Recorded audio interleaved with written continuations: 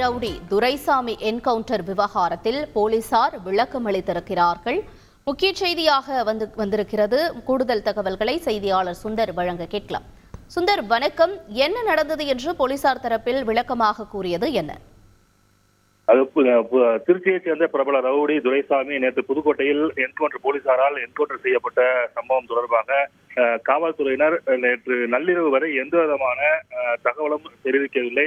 குறிப்பாக டிஐஜி மனோகரன் இந்த சம்பவ இடத்திற்கு வந்த பிறகும் காவல்துறை சார்பாக எந்த விதமான பத்திரிகையாளர் சந்திப்பும் எந்த விதமான விளக்கமும் தரப்படவில்லை.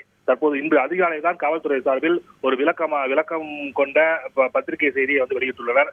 அதில் ஒரு சிலர் திருவரங்குளம் காட்டுப்பகுதியில் சுற்றி திரிவதாக தகவல் கிடைத்ததாகவும், அங்கு சென்ற போது அவர்களை சுற்றி வளைத்த போது அதில் இருந்த ஒருவர் தான் திருச்சியைச் சேர்ந்த பிரபல ரவுடி துரைசாமி என்று கூறியதாகவும், இதை தொடர்ந்து தான் வைத்திருந்த நாட்டு துப்பாக்கியால் போலீசாரை தாக்கி சுட்டதாகவும், அந்த ஒரு தோட்டா குறித்தவறி போய்விட்டதால் வேறு வழியின்றி காவல்துறை உதவி ஆய்வாளர் மகாலிங்கம் அவரை தடுக்க முயற்சித்ததாகவும், அப்போது அவரை துரைசாமி தான் வைத்திருந்த பட்டாக்கத்தியால் வெட்டியதாகவும், அதில் பலத்த காயமடைந்த மகாலிங்கம் தற்போது அரசு ஆலங்குடி மருத்துவமனையில் சிகிச்சை பெற்றுள்ளதாகவும் தெரிவிக்கப்பட்டுள்ளது.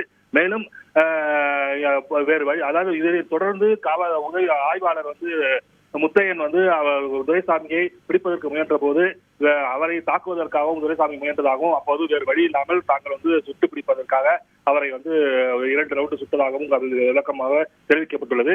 குறிப்பாக நேற்று இரவு உறவினர்கள் புதுக்கோட்டை அரசு மருத்துவக் கல்லூரியில் குற்றச்சாட்டு வைத்தனர். அதில் குறிப்பாக துரைசாமியோடு அவருடைய உறவினர் பிரதீப் குமார் என்பவர் சென்றுள்ளார். மேலும் ஒரு சிலரும் சென்றுள்ளனர்.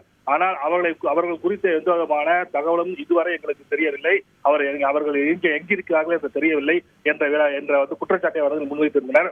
இன்று அதிகாலை காவல்துறை தரப்பில் வெளியிடப்பட்டுள்ள பத்திரிகை செய்தியிலும் ஒரு சிலர் அதில் இருந்த ஒரு நபர் தான் துரைசாமி என்று கூறியதாக விளக்கம் கொடுத்துள்ளனர். ஆனால் கூட இருந்த நபர்கள் யார், அவர்கள் எங்கு உள்ளனர், அவர் தப்பித்து சென்றனரா அல்லது காவல்துறையினர் பிடித்து அவர்களை ரகசிய இடத்தில் வைத்து விசாரணை செய்து வருகின்றனா என்ற தகவல் ஒரு தகவலும் அதிலிருந்து பத்திரிகை செய்தியில் இல்லை.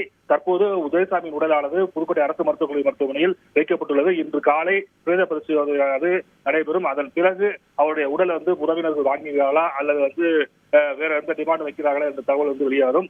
தற்போது புதுக்கோட்டை அரசு மருத்துவமனையில் போலீசார் குவிக்கப்பட்டு வருகின்றனர். ரைட், உங்களுடைய விரிவான தகவல்களுக்கு நன்றி சுந்தர். செய்திகளை உடனுக்குடன் தெரிந்து கொள்ள உடனே சப்ஸ்கிரைப் பண்ணுங்க.